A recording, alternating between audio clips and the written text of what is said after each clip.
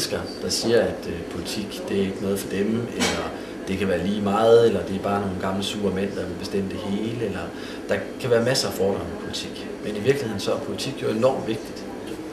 I det radikale venstre, der er vi rigtig kede af, at der er nogle steder i byerne, hvor det er utrygt at færdes. Og vi tror egentlig også på, at dem, som begår den her kriminalitet, de kunne komme på et bedre spor.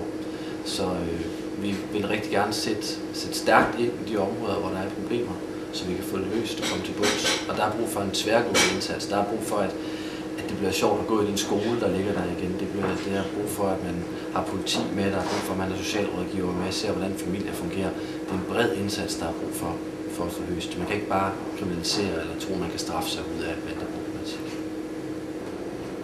For det radikale venstre, der er uddannelsespolitik nok noget af det allervigtigste. Igennem uddannelse bliver man ligesom i stand til at løse de udfordringer, som man møder igennem livet. Og derfor er uddannelse noget af det allervigtigste. Og for Danmark, som er et lille land i en stor verden, der er det ekstra vigtigt. Og med et højt lønniveau og et højt ressourceforbrug og nogle høje ønsker og visioner, vi alle sammen har for livet, så kræver det virkelig, at vi får en stærk ballast med fra uddannelsessystemet, sådan så vi kan imødegå de udfordringer, der er, og erobre verden. Hvis vi skal skabe de dygtigste danskere i verden og skabe nogle unge mennesker og nogle voksne, der kan bestride jobs på allerhøjeste niveau her i verden, så kræver det virkelig nogle gode uddannelser. Det kræver, at man tilrettelægger uddannelser, sådan så de møder folks behov, når de har dem.